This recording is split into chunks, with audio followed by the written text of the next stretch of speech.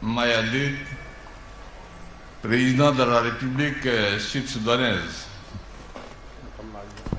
chers frères, chefs d'État et de gouvernement, c'est le président de la Commission de l'Union africaine,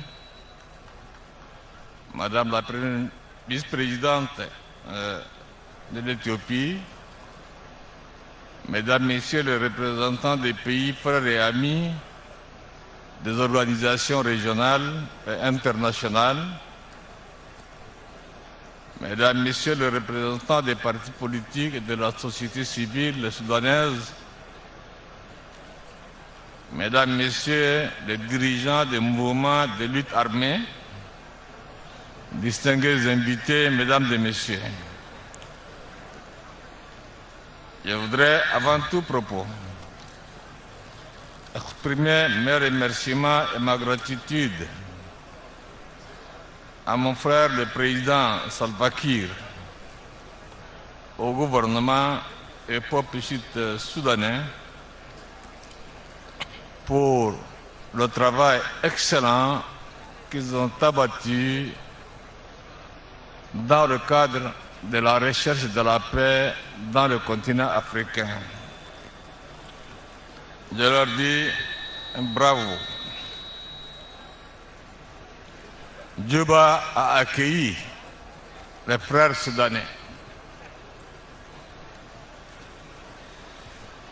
Je vais exprimer ici mon immense satisfaction pour le résultat obtenu et la cérémonie auquel nous assistons aujourd'hui, qui est l'aboutissement logique d'un processus de paix librement consenti par les frères soudanais. En ce jour historique, je rends grâce à Allah le Tout-Puissant pour ces retrouvailles fraternelles.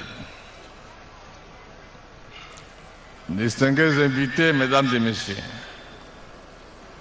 les sillons de paix qui sont aujourd'hui tracés portent l'espoir de tout un peuple.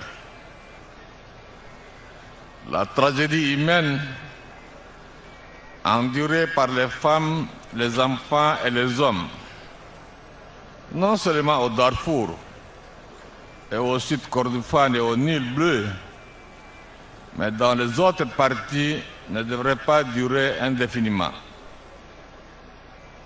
C'est fort de cette conviction humaniste que l'Union africaine, les pays voisins, frères et amis, ainsi que la communauté internationale, se sont investis dans la quête de la paix au Soudan.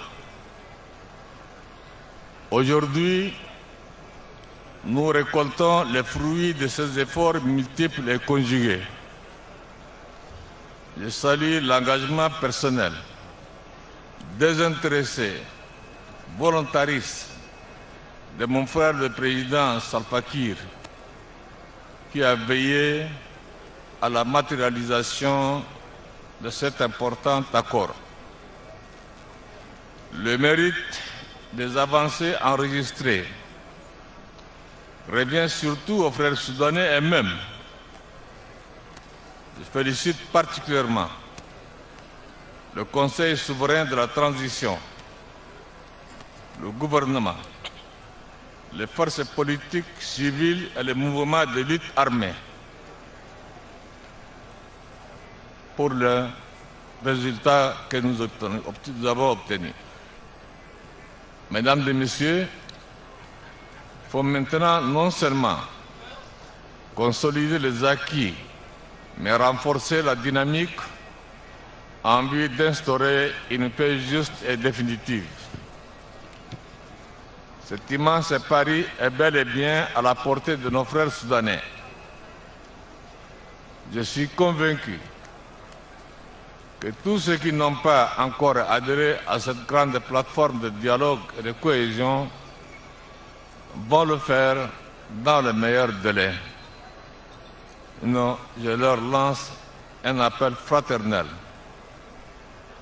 à mon frère Abdel Wahid et le frère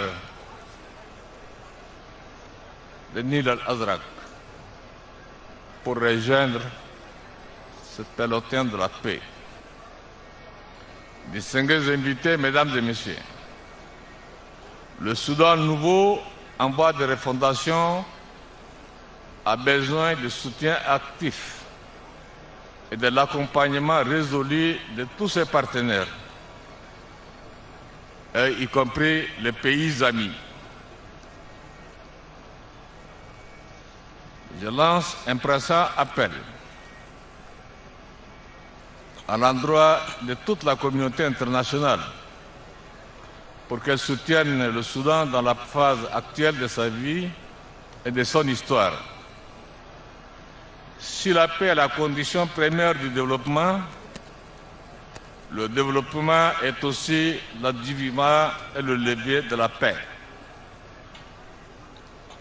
La contribution de la communauté internationale est plus que nécessaire pour booster le développement économique au travers des investissements productifs et générateurs d'emplois et de richesses. Je mets le vœu que ce développement puisse reprendre les zones ravagées par la guerre, avec un retour de réfugiés et déplacés dans leur lieu d'origine dans des conditions décentes. Distingués invités, mesdames et messieurs, la sagesse, le dépassement de soi et la foi patriotique,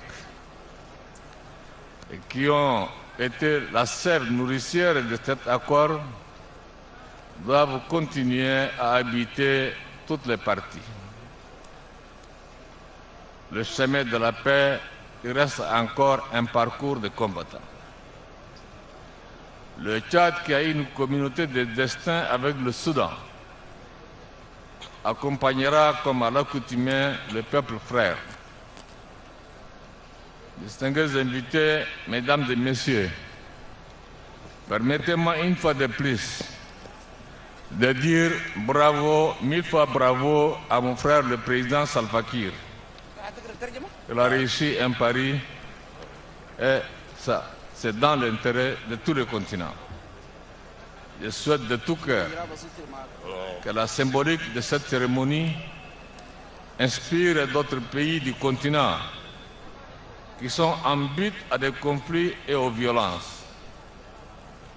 Vous en doutez, mais mon appel va principalement à l'endroit de nos frères libyens qui s'entredéchirent et qui est en train de détruire leur pays.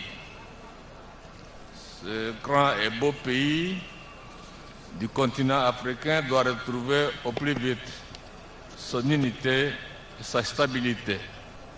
Je vous remercie de votre aimable attention. Merci. إدريس ديبي أتنو الرئيس التشادي العزيز الفقير مياديد رئيس جمهورية جنوب السودان، أصحاب الفخامة رؤساء